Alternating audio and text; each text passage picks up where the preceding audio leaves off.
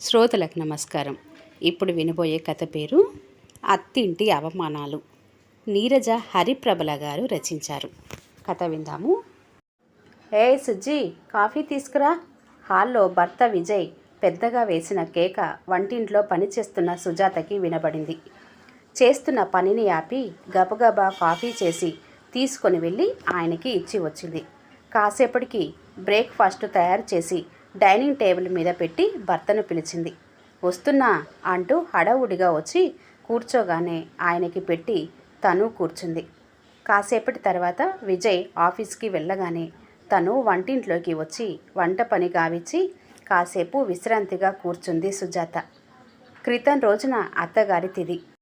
ఆ హడావిడి వచ్చిన బంధువులకు తనే స్వయంగా వంటి వార్పు భోజనాలతో సాయంత్రం వాళ్ళందరూ వెళ్ళేదాకా క్షణం తీరిక లేకుండా అయ్యింది సుజాతకి.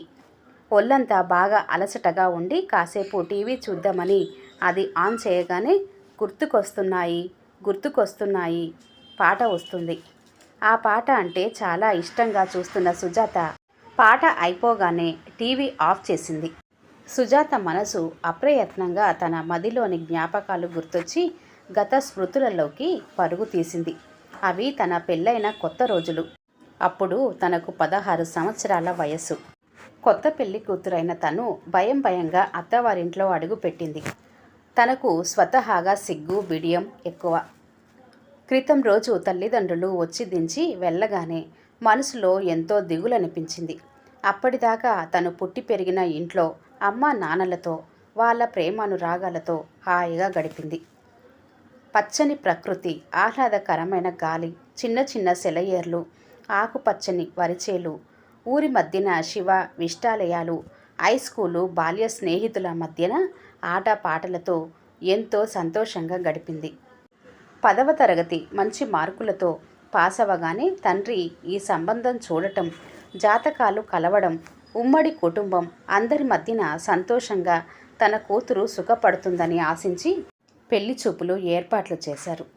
పెళ్లి వారందరూ రావటం, వాళ్లకు తను నచ్చటం జరిగింది. ఆ మరుసటి నెలలో ఇరువైపులా పెద్దలు పెళ్లిలో ఇచ్చి పుచ్చుకోవడాలు, మర్యాదలు, లాంఛనాలు వగైరా మాట్లాడుకొని తాంబూలాలు పుచ్చుకున్నారు. తర్వాత 20 రోజులకు తల్లిదండ్రులు ఘనంగా పెళ్లి చేసి అత్తవారింట కాపురానికి దించి వెళ్ళటం జరిగింది.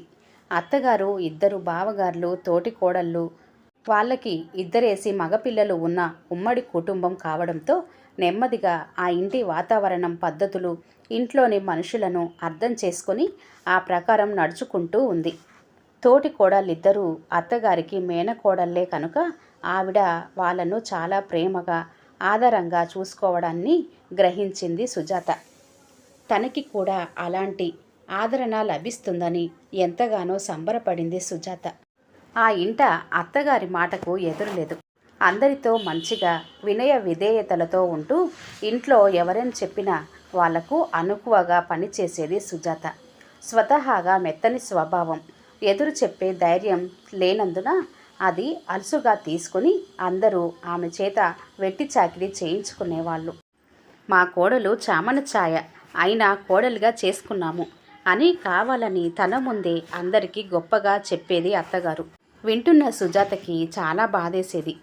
చాలా చులకనగా కూడా మాట్లాడేవాళ్ళు. వాళ్ళ ప్రవర్తనకు చాలా బాధపడేది సుజాత. తన బాధని భర్తతో చెప్పుకుందామని ప్రయత్నం చేస్తే అతను అర్థం చేసుకోకపోగా వాళ్ళనే వెనకేసుకొచ్చేవాడు. అతనికి తల్లి మాటే వేదం. ఆవిడ మాటను జవదాటడు. ఇది గ్రహించిన సుజాత తన బాధలన్నీ మనసులోనే దాచుకుంటూ ఓర్పుగా సంసారం చేస్తుంది. ఇలా ఉండగా కొన్నాళ్ళకి సుజాత గర్భవతైంది. విషయం తెలిసి అందరూ సంతోషించారు. సుజాత తల్లిదండ్రులకు తెలిసి సంతోషంగా వచ్చి కూతుర్ని చూసి వెళ్లారు. రోజులు గడుస్తున్నాయి. 7వ నెలలో సీమంతం వేడుకలని చాలా ఘనంగా చేశారు సుజాత తల్లిదండ్రులు. అత్తవారింట్లో ఆనవాయితీ లేదట. కూతురిని పురిటికి పంపమని వాళ్ళు అడిగితే 9వ నెల వచ్చాక తీసుకెళ్ళండి అని అత్తగారి ఆర్డరు. చేసేది లేక తల్లిదండ్రులు మిన్నకుండిపోయి వాళ్ళ ఊరెళ్లారు. గర్భవతైన సుజాత పని చేస్తే ఆమెకు కాన్పు సులభం అన్న వంకతో చాకరీ చేయించుకునేవాళ్ళు. ఎప్పుడు 9వ నెల వస్తుందా, అమ్మ వద్దకు వెళ్ళి విశ్రాంతి తీసుకుందామా అని ఎదురు చూసేది సుజాత. 9వ నెల రానే వచ్చింది. సుజాత తల్లిదండ్రులు వచ్చి ఆమెని పుట్టింటికి తీసుకెళ్లారు. ఒక శుభ ముహూర్తాన చక్కటి ఆడపిల్లకు జన్మనిచ్చింది సుజాత.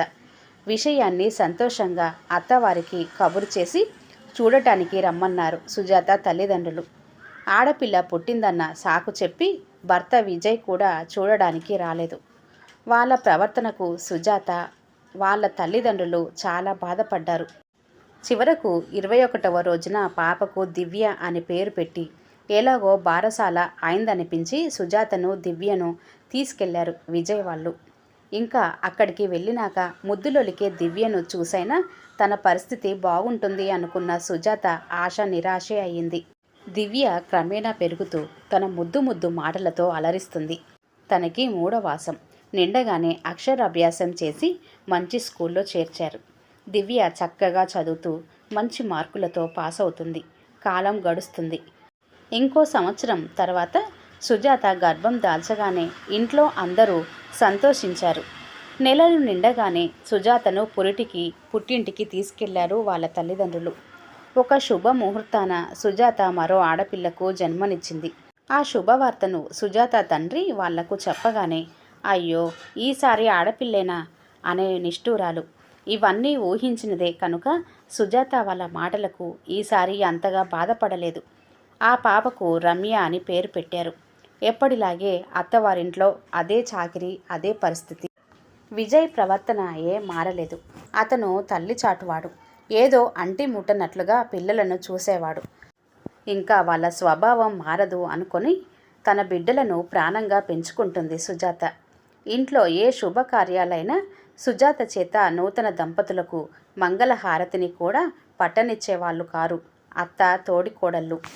అక్షింతలు వేసి దీవిస్తే వాళ్ళకి కూడా నీకులాగే ఆడపిల్లలు పుడతారనేది అత్తగారు. ఆవిడ మాటలకు, చేసే అవమానాలకు సుజాత ఎంతో బాధపడేది.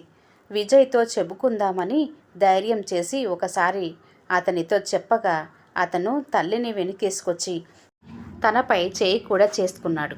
ఇక తన కర్మ ఇంతే అనుకొని ఎంతో ఓర్పుగా ఆ ఇంట్లో ఉంటూ తన పిల్లలను పెంచుతుంది సుజాత. కాలం గడుస్తుంది.